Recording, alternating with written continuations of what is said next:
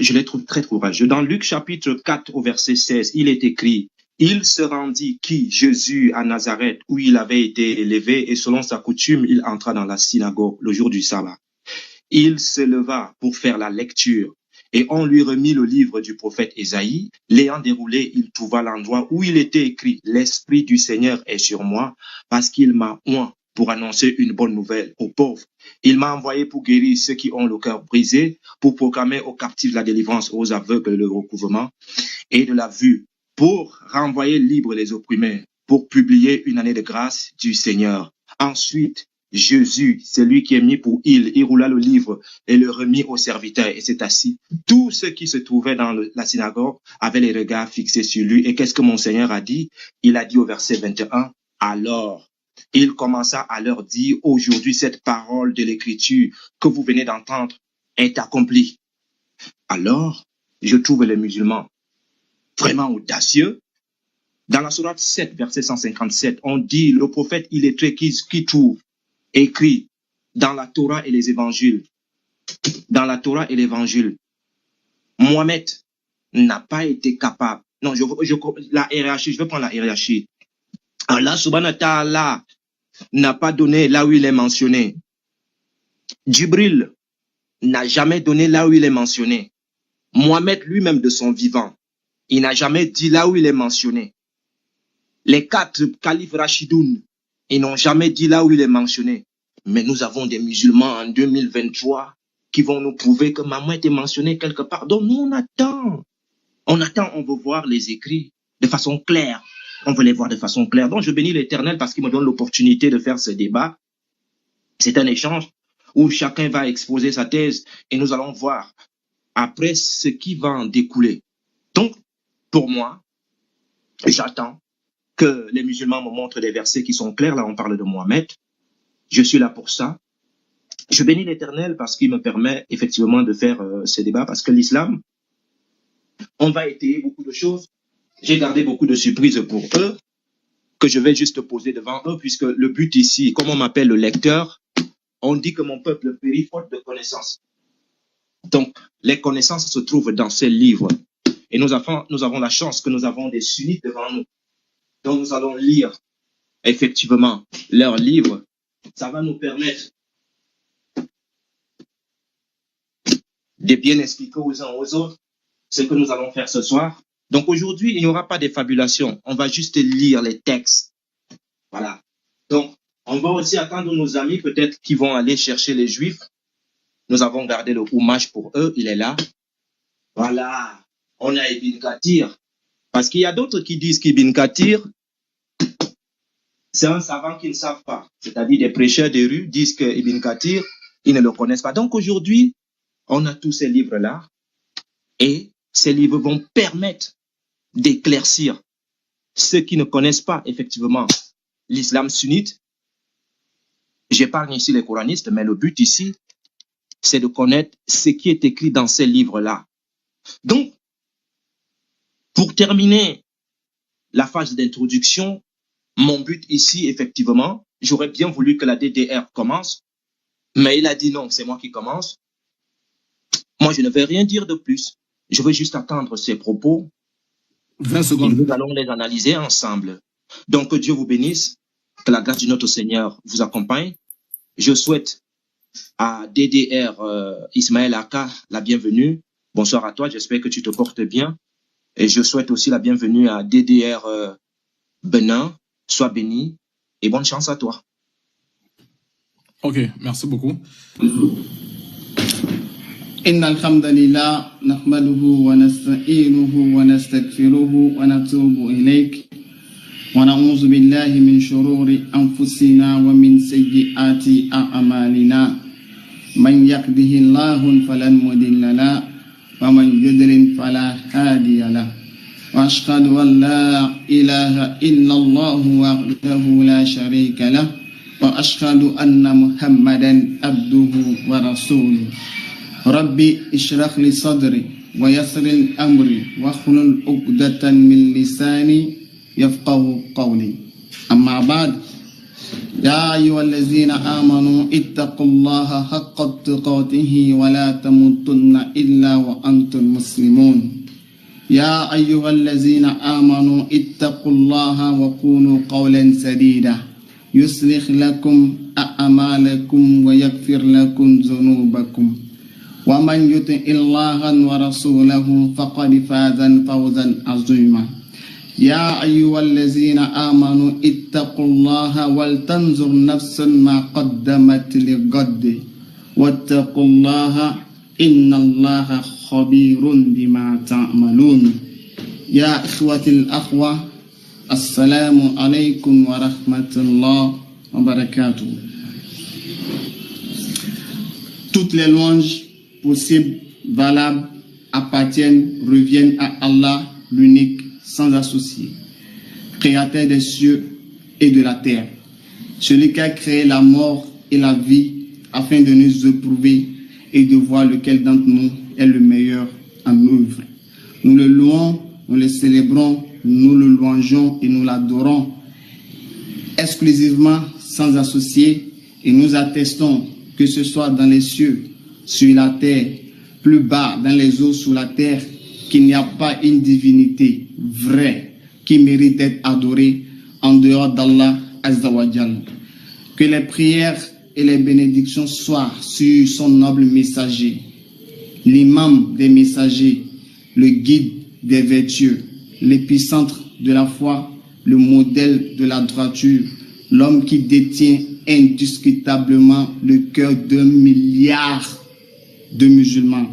Je vais nommer cette créature salvatrice, salvifique, qui fait couler beaucoup d'encre, que tout le monde apprécie alors qu'on ne l'a jamais vu. Nous l'aimons d'un amour inconditionnel. Je vais nommer le prophète Muhammad sallallahu alayhi wa sallam. Que cette grâce et cette miséricorde soient ininterrompues sur lui et que cette grâce et cette miséricorde soient déversées sur les membres pieux de sa famille, sur ses nobles compagnons, sur toute personne qui suivra sa sunna dans sa beauté, dans sa splendeur, dans son esthétique, dans sa perfection, dans sa rectitude, et ceci jusqu'au jour de la résurrection. À ceux qui sont musulmans, je vous adresse la meilleure des salutations qui est Assalamu alaikum wa rahmatullah wa barakatuh. Ceux qui ne sont pas musulmans, je vous dis shalom si vous êtes chrétiens et tout. Et ceux qui ne sont ni musulmans ni chrétiens, je vous dis bonjour ou bonsoir selon le temps qu'il fait chez vous. Alhamdulillah Rabbil Alamin, ce que j'aimerais dire rapidement aux frères, je remercie également tous ceux qui sont connectés pour écouter le live. Cela témoigne de l'importance que vous accordez à la parole de votre Seigneur. Ce que je vais dire aujourd'hui, avec la permission d'Allah, je serai le miroir du frère Yahushua. C'est-à-dire, s'il veut que ça se passe dans un climat apaisé, sans propos injurieux, avec le respect qui va avec, il en sera ainsi. Et s'il commence par tenir des propos durs, des propos ordurieux, je serai son miroir, il me verra sur son chemin et je vais lui coller aux fesses. Donc, il a beaucoup plus intérêt à être courtois et à faire preuve de respect, surtout à la personne de notre prophète Muhammad sallallahu alayhi wa sallam. Et déjà, je ne sais pas si le frère Yahushua, il sait lire, je ne sais pas s'il comprend français. Je vois qu'il commence par dire, est-ce que les musulmans disent Muhammad est mentionné dans la Bible, tonton? C'est pas ça le thème, tonton. Il faut lire le thème. Il faut bien lire le thème, tonton. Avec le Saint-Esprit, tu as amené normalement à te calmer, lis correctement. Le thème, est-ce que Muhammad est vrai prophète? On ne t'a pas demandé de venir dire, est-ce qu'il est mentionné dans la Bible? Il est mentionné. C'est pas ça le thème, tonton. Donc, on revient dans le thème. Il faut prouver que Muhammad est un faux prophète selon la Bible. C'est ce qu'on t'a demandé. Je vous remercie de m'avoir écouté. Que le show commence. Bismillah. Donc, je vais prendre un verset de la Bible, Nombre chapitre 12, à partir du verset 4. Soudain, l'Éternel dit à Moïse et à Aaron et à Marie, excusez-moi, donnez-moi juste une seconde, c'est pas grave, le temps peut passer, mais bon, je vais placer quelque chose là où je vais lire devant tout le monde, comme ça, les versets sont bien clairs devant tout le monde. Voilà. Excusez-moi, c'est pas grave si le temps passe. Bien. Voilà, la Bible est là devant tout le monde. Là, nous y sommes. Nombre chapitre 12, à partir du verset 4. Soudain, l'Éternel dit à Moïse, à Aaron et à Marie, allez-vous trois à la tente d'assignation, et ils y allèrent tous les trois. L'Éternel descendit dans la colonne de nuée et s'étend à l'entrée de la tente. Il appela Aaron et Marie, qui s'avantaient tous deux, et il dit, écoutez bien mes paroles. Lorsqu'il y aura parmi vous un prophète, c'est dans une vision que moi, l'Éternel, je me révélerai à lui, c'est dans un songe que je lui parlerai. Il n'en est pas ainsi de mon serviteur Moïse. Il est infidèle dans toute ma maison. Je lui parle bouche à bouche, je me révèle à lui sans énigme. Et il voit une représentation de l'Éternel. Dans ce verset, le verset il est clair. Dieu parle en songe, il parle en rêve, il parle en vision, il parle de bouche à bouche. Alors, Moïse a même la possibilité, lui, par contre, de voir la représentation de l'Éternel.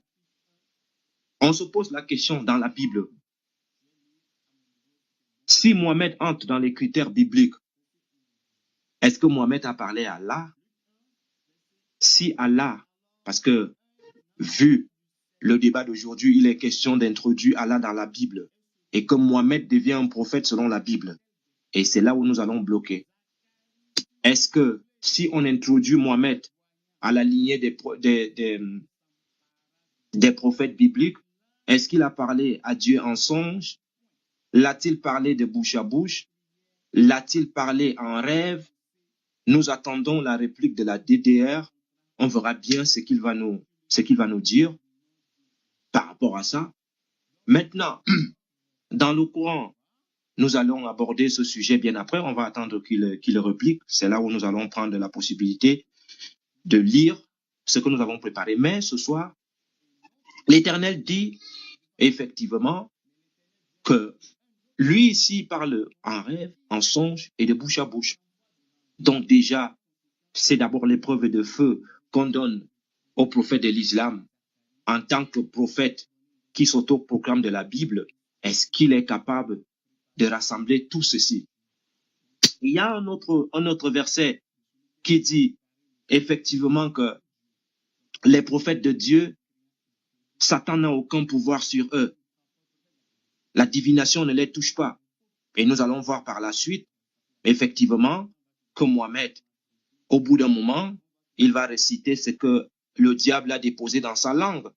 On va se poser la question, si Dieu, le Dieu de la Bible, s'il a déjà laissé que son prophète soit berné par le diable au point où le diable dépose les mots dans sa bouche, nous allons élaborer tout cela. On va se poser les questions. Est-ce que dans la Bible, le prophète de Dieu, est-ce que Dieu a déjà permis à son prophète de prendre la femme de son fils adoptif? On va y voir si c'est un vrai prophète selon la Bible. On va voir effectivement ce que Jésus a dit, puisque l'islam dit que Jésus c'est un prophète. Nous le disons aussi qu'il est le prophète. Nous allons voir ce que Jésus a dit en ce qui concerne ces femmes-là. Est-ce que si on le met dans la lignée des prophètes bibliques, est-ce que Mohamed va tenir le feu qui est dans la Bible? Voilà toutes les questions qu'on se pose ce soir. Nous allons écouter, nous allons voir ce qu'il va souligner par rapport à cela. Je l'attends de pied ferme. Je veux bien qu'il apporte des arguments parce que j'aurais bien voulu l'entendre en premier. Pourquoi? Parce que c'est lui qui apporte des allégations, puisque dans la Bible, Mohamed n'est ni mentionné quelque part, ni ne peut être prophète. Je ne sais pas, le verset qu'on va introduire, Mohamed, est-ce qu'on va l'introduire à Esaïe, à Jérémie, à Ézéchiel? On va l'introduire où? Non, je ne vois pas là où on peut introduire Mohamed. J'aurais bien voulu qu'il commence par là, mais il n'a pas commencé. On va aussi voir, effectivement, lorsque Jésus va dire que dans le royaume des cieux, les gens ne prendront pas des femmes. Un prophète qui veut entrer dans la ligne biblique va venir dire qu'au paradis, les gens auront des femmes, les gens vont s'accoupler avec 100 femmes à la fois. Nous allons élaborer toutes ces choses-là, parce que les prophètes de la Bible n'ont jamais dit ça. Voilà, donc on va épilonner effectivement toutes ces petites choses-là pour effectivement démontrer que Mohamed n'a pas sa place dans la Bible, parce que lui, il a raconté ce qu'il voulait raconter. La Bible dit que le témoignage de quelqu'un, il faut 2 ou 3 personnes. Mohamed était seul dans la grotte de Hira. Il était là-bas seul. Il a reçu sa révélation seul. Les années qui ont passé, je ne sais pas si un de ses compagnons a pu discuter un seul moment avec Djibril. Donc, ce sont ces histoires, donc tout ça là, nous allons élaborer. On va se poser aussi la question, un prophète de Dieu, quelqu'un qui se dit prophète, comment peut-il effectivement, lorsque il reçoit l'ange à la grotte, il court dans les bras de sa femme, qui n'est pas prophétesse, qui n'est rien du tout, pour dire que j'ai vu quelque chose, j'ai peur.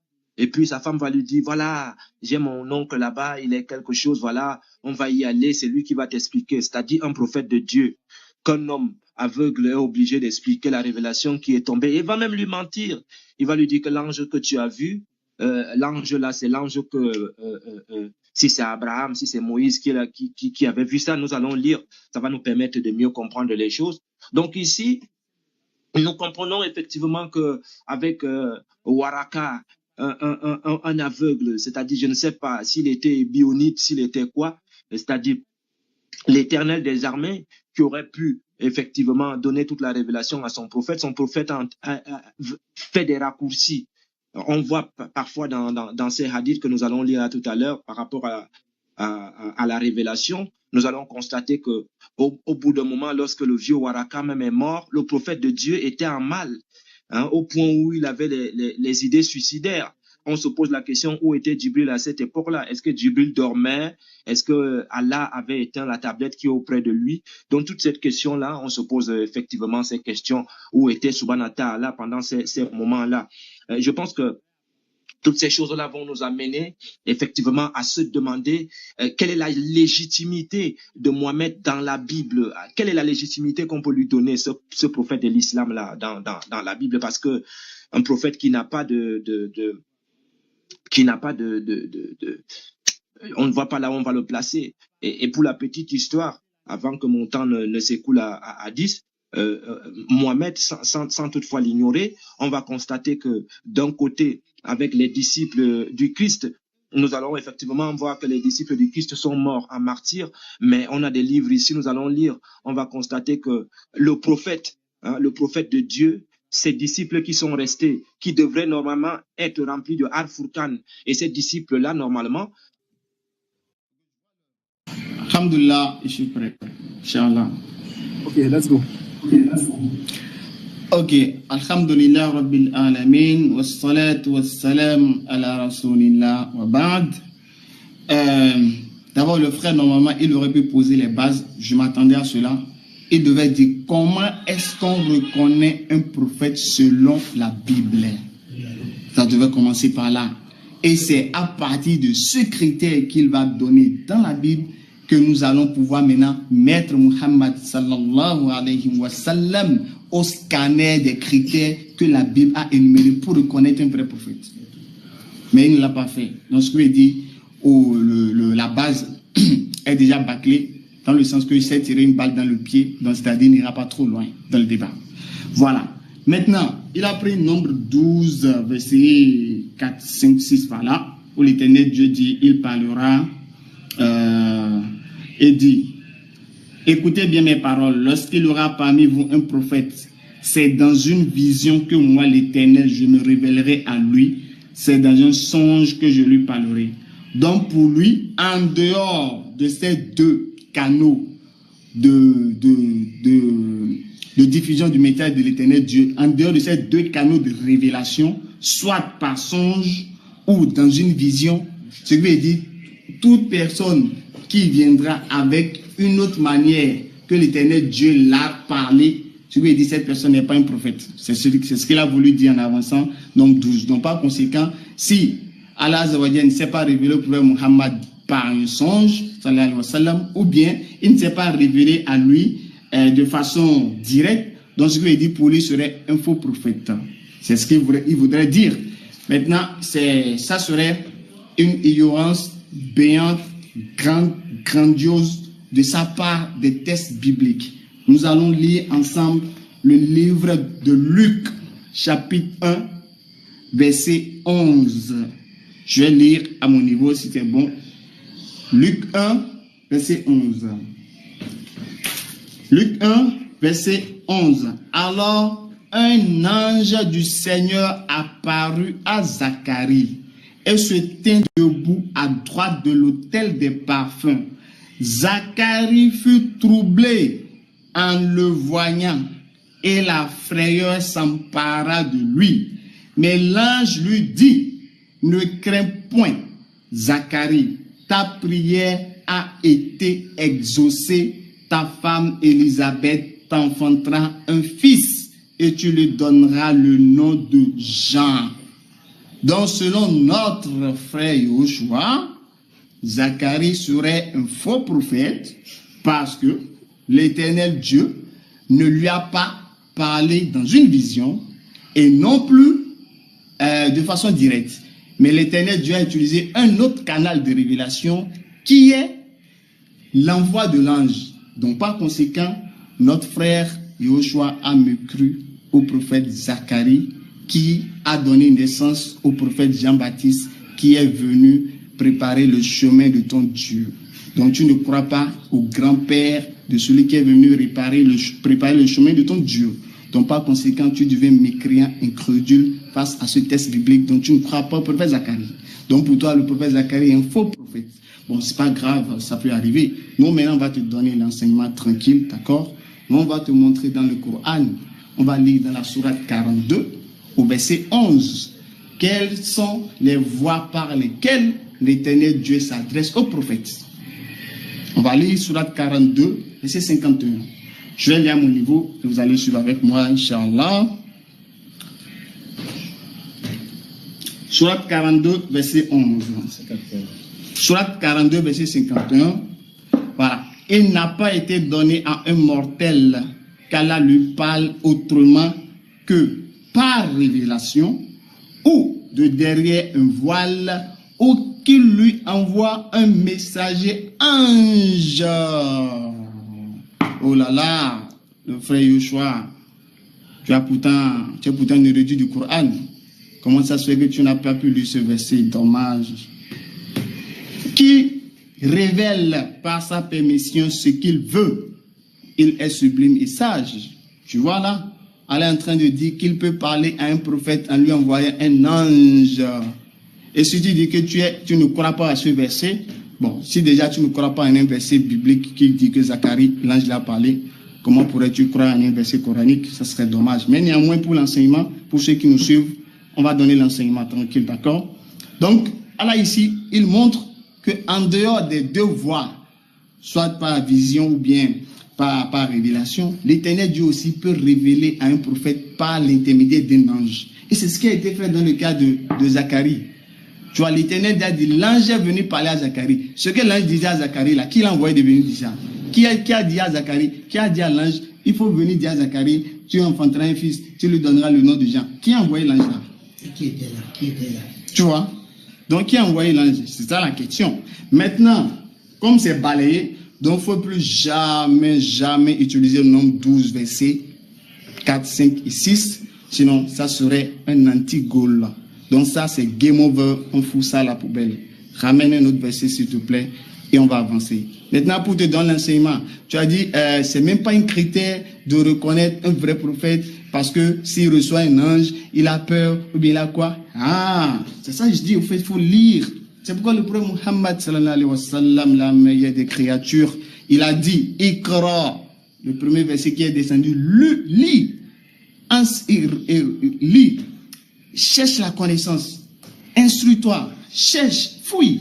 Mais tu n'as pas lu le verset de Luc 1, Luc 1, verset 11 à 12.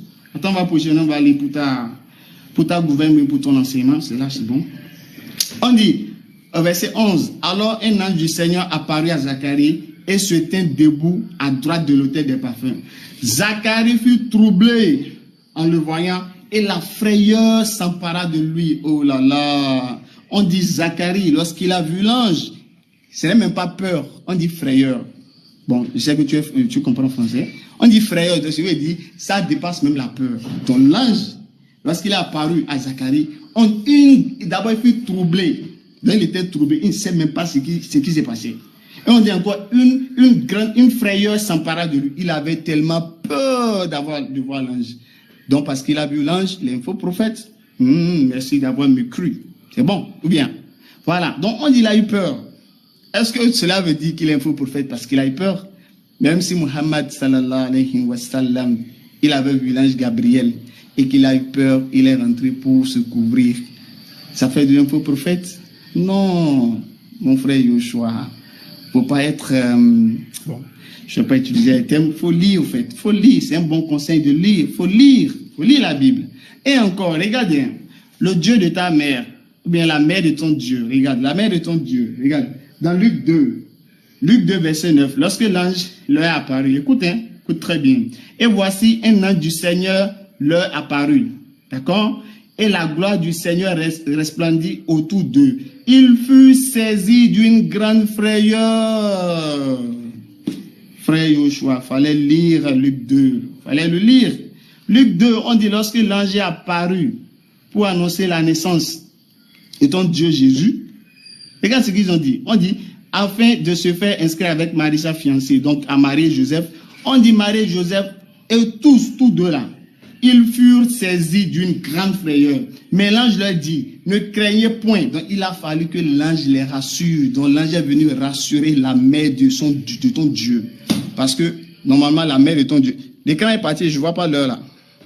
Il faut que je vois l'heure. Il faut que ça pique en fait. Voilà. Donc, ok, d'accord. Donc, on dit ici, la mère de ton Dieu a eu peur de voir l'ange avec peut-être son pseudo-papa à côté. Donc, ils ont eu peur quand ils ont vu l'ange. Et là, ce n'est même pas une frayeur. Une grande frayeur. Donc, si déjà la mère de ton Dieu voit l'ange et a peur, donc si un saint prophète Muhammad sallallahu alayhi wa sallam, s'il voit l'ange qu'il a peur, lequel devait être problématique, lequel devrait te faire des nuits blanches. Tu devais passer des nuits blanches à penser à la mère de ton Dieu qui a vu l'ange et a peur. Donc, reviens dans le thème. Muhammad est allé voir et sa femme pour lui découvrir, sa femme là, c'est pas ta soeur, sa femme, c'est pas ta mère, sa femme, c'est pas ta tante. Donc, tu n'as aucun problème avec ça. Et même si elle est allée voir sa femme, c'est vous le problème. Le problème, c'est vous. C'est ça qui prouve que c'est un faux prophète. Il faut montrer encore reconnaître un vrai prophète. Et Waraka, qui a dit quoi? C'est pas ça le thème. Reviens dans le thème, mon frère Yoshua. Reviens dans le thème. Montre-nous quel est le critère. Tu as déjà donné le nombre 12, verset 3. On a mis ça à la poubelle, game over. Ramène un autre verset, s'il te plaît. Montre comment on peut reconnaître un vrai prophète. Salam alaikum. Vraiment. Dans tous les cas, on va lire ton verset, mon cher ami. Luc chapitre 1, à partir du verset 11. Alors, un ange du Seigneur apparut à Zacharie et s'étint debout à droite de l'autel des parfums. Zacharie fut troublé en le voyant et la frayeur s'empara de lui. Mais l'ange lui dit, ne crains point, Zacharie, car ta prière a été exaucée. Ta femme Élisabeth t'enfantera un fils et tu lui donneras le nom de Jean. Et ici, mon coco, on parle de prophète, frère. Prophète. Lorsque vous venez, quand vous êtes en face de moi, quand vous venez dans la Bible, faites très attention. Parce que moi, là, je suis un détonateur. Il fallait juste aller au verset 5, mon ami. On allait te dire qui est Zacharie. Regarde, je lis pour moi. Du temps d'Hérode, roi de Judée, il y avait un sacrificateur nommé Zacharie. Je te demande de revenir dans le thème. On te parle de prophète ici, mon coco. Prophète. Donc, ce que tu venais de me donner là, je te balance ça. Comme tu as dit, moi, je prends ta propre poubelle, parce que moi, je ne vais pas parler de poubelle. Je prends ta propre poubelle, je jette ces conneries là-bas. Ne me parle plus de ça. On te parle de prophète. Reviens au thème, il faut revenir ici. Fallait lire. Tu viens dans ma Bible, tu veux m'enseigner, attends, je t'enseigne dans ton Coran. Regarde, Sourate 4, verset 163. On va lire ensemble. Je vais lire tout doucement comme un bébé. Nous t'avons fait une révélation, comme nous fîmes à Noé. Dieu a-t-il parlé à Noé? Genèse chapitre 6, verset 13. Je vais lire pour toi. Je vais t'enseigner tout doucement. Comme ça, tu ne vas plus... Hein? Genèse 3, verset 13. On va aller tout doucement. L'enseignement va aller tout doucement. Et l'Éternel Dieu dit à la femme, pourquoi as-tu fait cela? La femme répondit, le serpent m'a séduit et j'en ai mangé. Donc ici, Dieu va parler. Attends, je vais repartir ici. Il a fait la révélation à Abraham. Dieu a parlé à Abraham. À Ismaël. Ismaël n'a jamais eu de révélation. Dans ton propre livre, on dit, nous t'avons fait une révélation comme nous fîmes à Noé. Dieu a parlé à Noé et aux prophètes après lui. Et nous avons fait une révélation à Abraham. Dieu a parlé à Abraham. À Ismaël, c'est faux. Quand tu vas prendre la parole là, tu vas me donner la révélation qu'on a donnée à Ismaël. Tu vas me donner le livre d'Ismaël ici. Nous tous, nous attendons le livre d'Ismaël ici. À Isaac, à Jacob, aux tribus, à Jésus, à Job, à Jonas, à Aaron, à Salomon, ainsi de suite. Je dis, au lieu d'aller me prendre le verset, excuse-moi, au lieu d'aller me prendre le verset, attends, je vais te prendre 1 Samuel, rapidement, je vais lire 1 Samuel 3, verset 10. 1 Samuel 3, verset 10, c'est encore plus haut. 1 Samuel 3, verset 10. L'Éternel va se présenter et il appela comme les autres fois Samuel. Samuel et Samuel répondit, parle, car ton serviteur t'écoute. Voilà un vrai prophète. Voilà un vrai prophète. On parle à Samuel. Tu m'as donné un verset de Luc là. Luc chapitre 1. Je vais revenir sur ce verset. Cherche d'autres versets s'il te plaît. Alors un ange du Seigneur apparut à Zacharie. Et il s'étend debout à droite de l'autel du parfum. J'ai noté ici, sur cette feuille-là. Tu as dit que l'Éternel, que moi, Yeshua, j'ai dit, l'Éternel parle par 2 canaux. Eh mon coco, l'Éternel parle. Je vais te citer pour que tu gardes ça bien dans la tête. C'est pas 2. L'Éternel parle en songe. 1. En rêve. 2. De bouche à bouche. 3. Tu me parles de 2 canaux. De quels 2 canaux tu me parles ici? Calme-toi. Donc ici, tu as cité Zacharie et tu as dit tu as mis Zacharie à la poubelle. Je te prie de lire le verset 5. Et lorsque tu vas reprendre la parole, il faut me mettre Zacharie en tant que prophète, mon coco. Prophète. Il faut me donner des versets clairs là où Zacharie est prophète. Si tu n'as pas des versets là où Zacharie est prophète, je te prie de me chercher là où l'Éternel, parce que Mohamed, tu peux me lire le Coran. Moi, le Coran, Mohamed peut être prophète dans son Coran comme il veut. Hein. C'est son livre qu'il a créé avec des apocryphes. Moi, comme on dit en Côte d'Ivoire, moi, je m'en gaba de ça. C'est pas mon problème. Ce que moi, je veux, là où je suis là, je t'attends dans la Bible. Moi, je ne bouge pas. C'est dans la Bible que je t'attends. Donc, tu peux danser dans ton Coran, tu peux faire le mapouka, tout ce que tu veux là-bas. C'est quand tu mets tes pieds dans la Bible là. Je t'attends. Je t'attends ici. Donc, moi, il n'y a pas de problème. Tu m'as donné un verset, je t'attends. Il n'y a pas de problème. Tout ce que je te dis, et je continue à te le dire, nous attendons des versets là où ton prophète parle en songe, en rêve, de bouche à bouche, dans la Bible. C'est tout ce que nous on attend ici. Donc, tu peux aller de gauche, tu peux aller à droite, tu peux faire tout ce que tu veux. Il n'y a pas de problème. Nous, on t'attend. Donc, au lieu d'aller de gauche à droite, tu dis que c'est moi, je dois te donner des arguments. Je ne te donne aucune porte.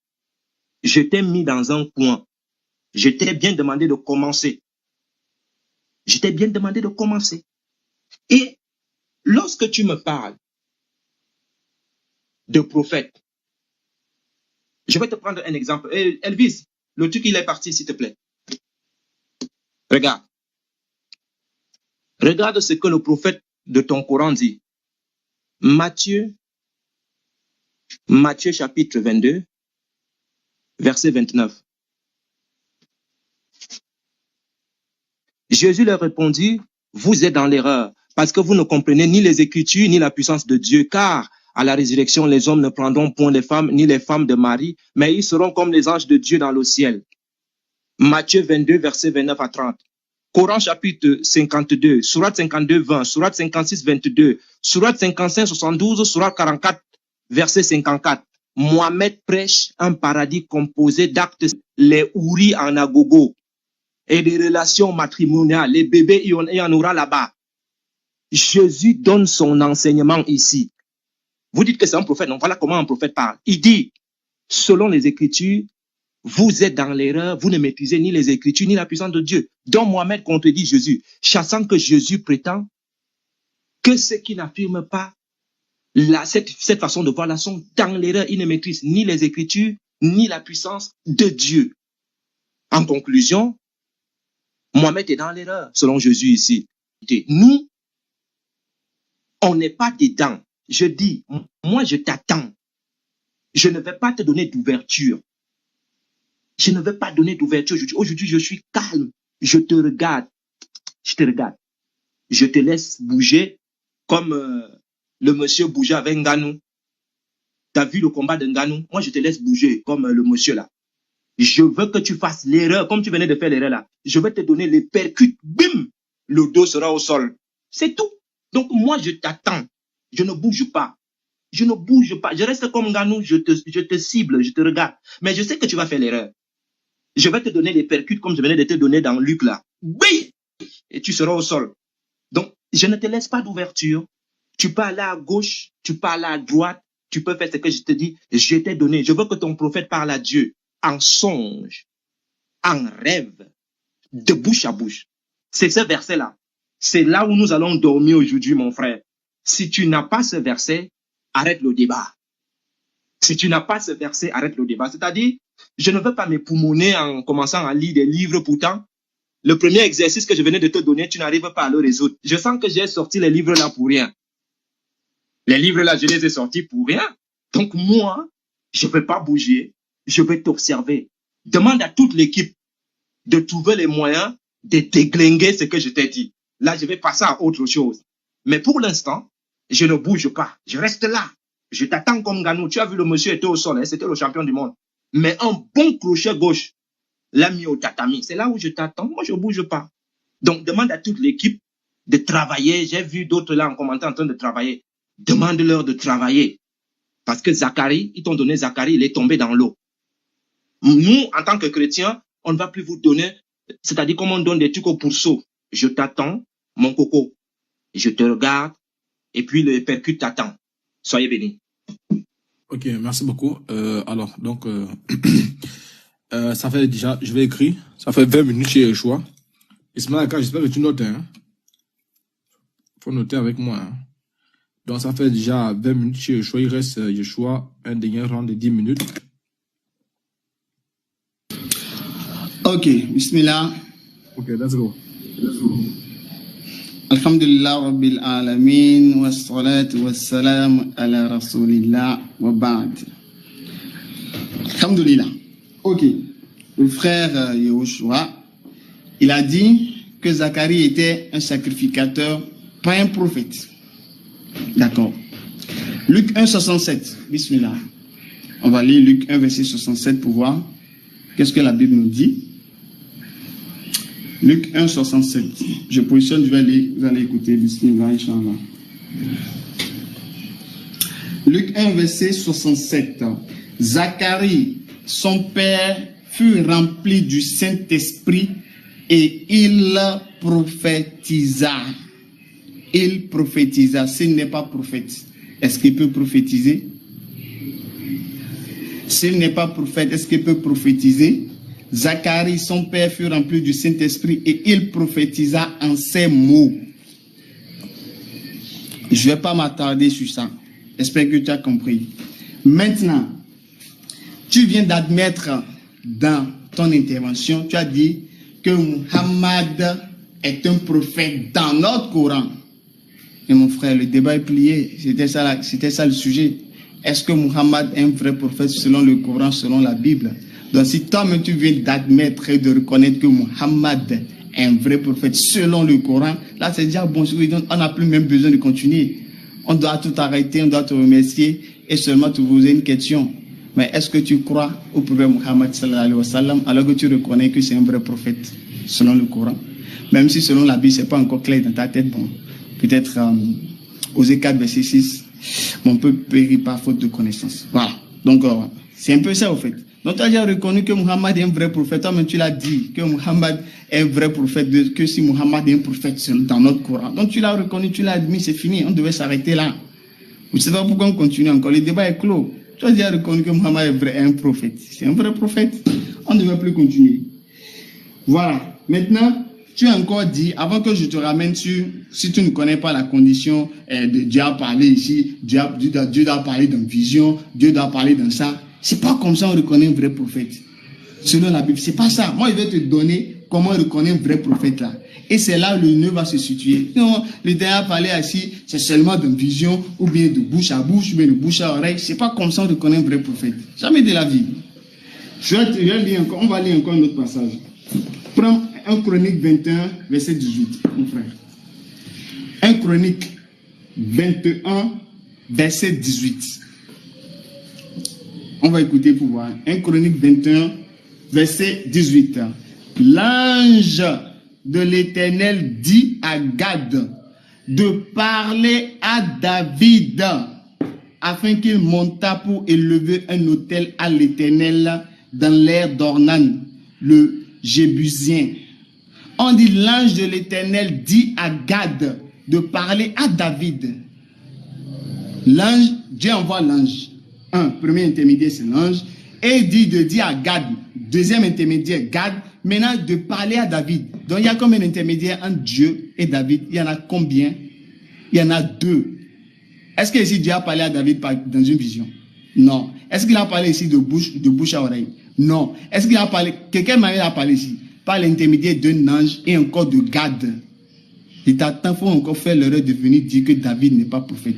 Il faut venir dire David est roi seulement. Il faut dire ça. Il faut dire ça même. Je vais serrer ton cou aujourd'hui. Il faut dire que David n'est pas prophète. Il faut dire que c'est un sacrificateur, bien c'est un roi. Il faut dire ça même. Ici, l'Éternel Dieu envoie l'ange de venir parler à Gad et que Gad n'a qu'à parler à David encore. Ça va comme un intermédiaire. Ça va être deux intermédiaires entre Dieu et David. Comment est-ce que Dieu a parlé à David ici? Il a parlé d'une vision quoi? Ou bien il a parlé de bouche à oreille. C'est comme ça qu'il a parlé. Il a parlé ici comment? Par l'intermédiaire d'un ange et de Gad encore. Il faut venir me dire que David n'est pas prophète. Il faut venir dire ça. Tu as passé un mauvais sale cadre. Je reviens encore. Comment on reconnaît un vrai prophète maintenant? On va te donner l'enseignement. Tout ce que tu dis, Mohammed a dans un paradis sexuel, dans un paradis kaura. Mon frère, c'est pas ça le thème. Je ne vais pas te suivre là-bas. Nous, on est censé, on est organisé. Tu cherches des portes de sortie pour aller là-bas. C'est pas ça le thème. Je ne vais même pas te suivre. D'accord? Ne va pas en divagation. Reviens sur le thème. Donne-nous la condition, comment l'Éternel Dieu dit, on reconnaît un prophète. Si tu ne sais pas, je vais te la donner. Et c'est sur ça, on va plutôt rester. Deutéronome 13, verset 1 et suite. Je vais lire.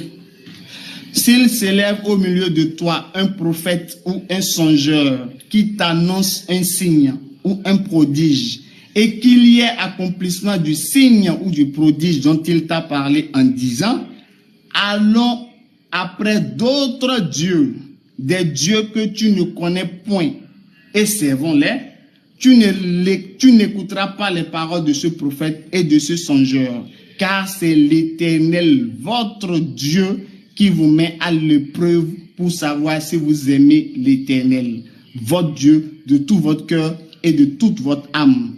Vous irez après l'Éternel, votre Dieu, et vous le craindrez, vous observerez ses commandements, vous obéirez à sa voix, vous le servirez et vous vous attacherez à lui. Ce prophète ou ce songeur sera puni de mort, car il a parlé de révolte, l'Éternel, votre Dieu, qui vous a fait sortir du pays d'Égypte et vous a délivré de la maison de servitude, et il a voulu te détourner de la voie dans laquelle l'Éternel, ton Dieu, t'a ordonné de marcher.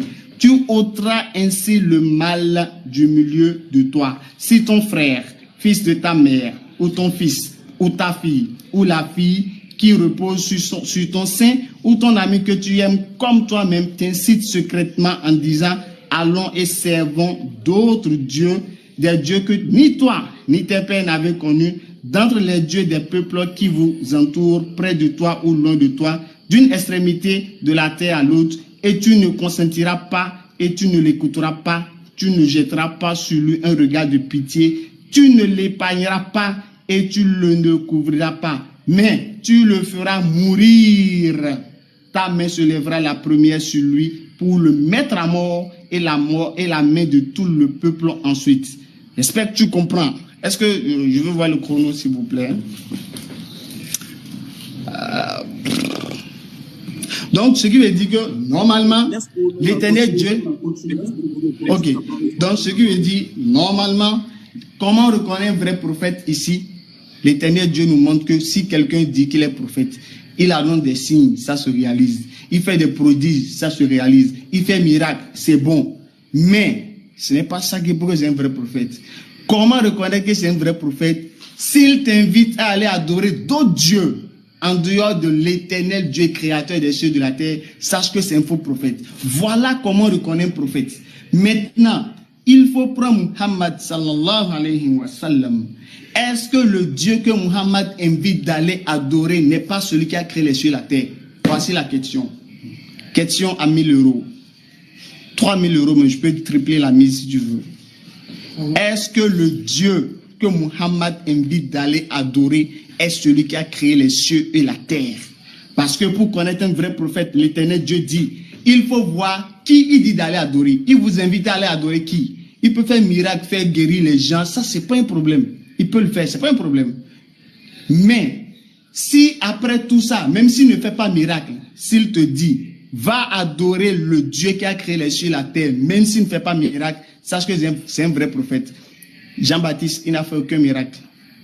Il est vrai prophète. Sur la base de quoi? Sur la base du message qu'il a dit. Il a cru au Seigneur l'Éternel, Dieu l'unique. Donc il faut prendre Muhammad sallallahu alayhi wa sallam, il faut nous montrer le Dieu que Muhammad dit d'aller adorer là. Est-ce que ce n'est pas le créateur des cieux et de la terre? Il faut montrer ça. Si le Dieu que Muhammad dit d'aller adorer, ce n'est pas celui qui a créé les cieux et la terre, alors Muhammad est faux prophète. Mais si le Dieu que Muhammad demande d'aller adorer, c'est le Dieu qui a créé les cieux et la terre, alors c'est un vrai prophète. Voici le nœud. Tout le débat se résume sur ce nœud-là. Je ne sais pas comment Dieu parle, Dieu parle de vision, de bouche à bouche, Dieu bouche à oreille. Ce n'est pas ça l'éternel Dieu a dit. Ce n'est pas ce qu'il a dit. Donc il faut montrer, il faut revenir sur les thèmes. Voici comment on reconnaît un vrai prophète, Deutéronome 13. Et on dit encore, si ce prophète continue, il faut le tuer. Et si c'est même ton fils, fils de ta mère, de ton père, qui t'invite à aller adorer d'autres dieux, il faut le tuer. Ainsi tu ôteras le mal du milieu de toi. Parce que celui qui t'invite à aller adorer un faux Dieu, un Dieu né d'une femme, un Dieu qui a les yeux bleus, aux cheveux longs, lui là, celui qui t'invite à aller l'adorer, tu dois le tuer normalement. Parce que lui veut t'amener en enfer. Donc voici la question. Reviens, montre-nous que le Dieu que Muhammad dit d'aller adorer, ce n'est pas le créateur des cieux et de la terre. Salam alaikum. Ok, merci beaucoup. Alors, je ne sais pas si Ismaël a quelque chose à ajouter, parce qu'il nous reste un dernier round de part et d'autre. Ismaël, tu vas ajouter un truc ou bien? Ismaël, tu es là? Allô? Je prendrai la parole quand j'aurai envie de parler. Ne vous en faites pas. Ah, ok. Est-ce que j'espère que tu notes au moins, hein? Voilà. Donc, alors, pour le chronomètre, ne vous en faites pas. Comme j'ai dit, c'est la luminosité. Je vais toujours revenir, voilà. Parce que je n'ai pas réglé mon chronomètre à la dimension de la Mecque. Alors, donc, les deux ont déjà 20 minutes. Donc, il reste à Yeshua, dernier 10 minutes. Et au frère au Bénin, au frère du Bénin, 10 minutes. Alors, je rappelle simplement, je ne sais pas si c'est Malaka, c'est ton rôle. Donc, il faut le faire. Moi, je fais mon rôle. Alors, j'ai reçu 2 messages. Il y a le frère Anthropov qui a été bloqué chez la DDR. C'est-à-dire chez Ismaël Aka qui a été bloqué. Il y a le frère aussi Abel qui a été bloqué. Donc, son peut les débloquer chez toi, Ismaël Aka. Et s'il y a des musulmans qui sont bloqués chez Yeshua, écrivez aussi, on va vous débloquer. Voilà, très bien. Donc, je remets les compteurs à 0. Ismaël Aka il m'a reçu. Donc, Yeshua, si tu es prêt, je lance le chrono pour tes dernières minutes. Ouais. Attends, Ok, donne-moi un vas-y. instant. Attends, donne-moi un instant. Ok. Donc, tous ceux qui ont bloqué les musulmans, s'il y a un musulman qui est bloqué chez Yeshua, démutez-le. Et s'il y a un musulman qui est bloqué, écrivez-moi ici. Je vais je vais vous demander à ce qu'on vous débloque. Mais les noms que j'ai cités là, Ismaël Aka, s'il te plaît, demande à ce qu'on les débloque. Merci. Que Dieu vous bénisse.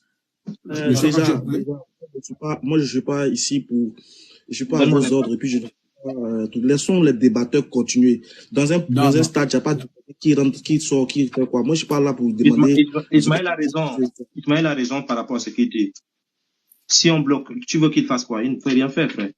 Non, c'est juste une annonce que je l'ai fait, hein. Donc, c'est pas, le pouvoir n'est pas à lui, parce que lui, il n'a bloqué personne. C'est pas dans mon live, en tout cas. Moi, dans mon live, Non, je sais que c'est pas toi qui es bloqué. Je dis simplement ceux qui ont été bloqués. C'est pourquoi j'insiste beaucoup que les musulmans qui ont été bloqués, s'il y a un musulman qui est bloqué chez nous, débloquez-le. Et s'il y a un chrétien qui est bloqué de part et d'autre, débloquez-le également. C'est pour, voilà, on est frères, on peut partager un peu ensemble. Donc, Yeshua, si tu es prêt, je te mets 10 minutes, les dernières 10 minutes. Ouais, donne-moi un instant. Je prépare quelque chose. Vous pouvez parler, je suis en train de préparer quelque chose.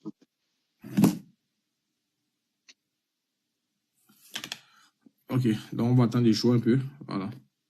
Donc, Ouais, c'est bon. Ok, c'est bon. Quand tu es prêt, 1, 2, 3, let's go. Ok, d'accord. Bon, voilà, DDR Benin, il a donné le verset il a parlé d'Agabus, il a parlé de l'ange de l'Éternel, où l'ange de l'Éternel est parti parler à quelqu'un, et il n'y a pas de souci par rapport à ça. Je pense que tu ne connais pas qui est l'ange de l'Éternel dans la Bible. Tu ne connais pas ce qu'on appelle l'ange de l'Éternel dans la Bible, c'est pour cela que tu es parti chercher l'ange de l'Éternel. Mais ce qui va être important ici, c'est quoi? Tu as posé des bases par rapport à du fait que est-ce que Mohamed demande qu'on aille adorer un autre Dieu à part le Dieu que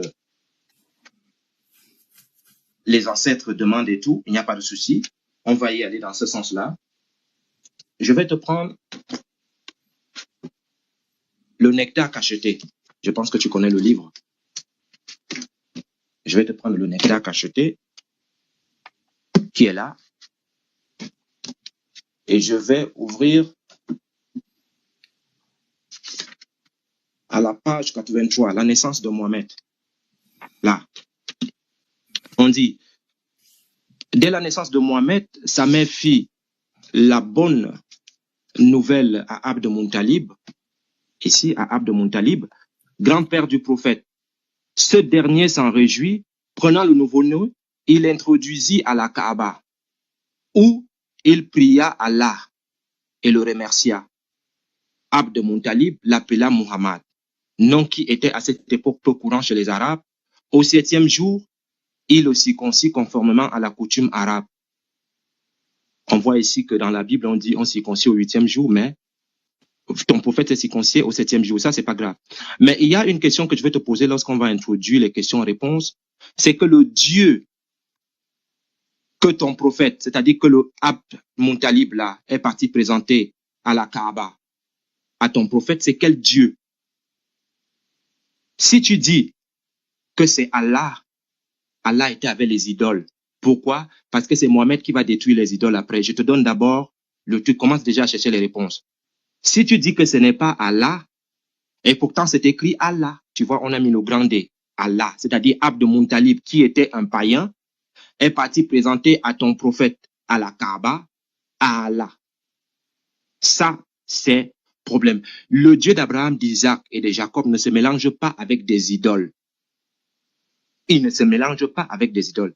À chaque fois que les enfants d'Israël ont fait le veau d'or ou ont essayé de mélanger quoi que ce soit, combien de fois dans son temple? Donc ici, on voit clairement que ton prophète, son grand-père, qui était Abd Muntalib, qui était un païen, est parti présenter à ton prophète à un Dieu à la Kaaba qu'on appelle Allah. Donc ici, on se pose des questions. Et lorsque on entre dans le livre des idoles qui est là devant moi, qu'est-ce qu'il nous dit? Il nous dit, excusez-moi,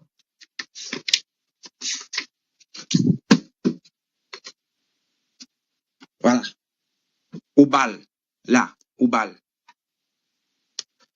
D'après les renseignements recueillis par l'auteur, au Baal, c'est un musulman qui a écrit le livre. Hein. Le livre des idoles, il est sorti vers 1952, quelque chose comme ça.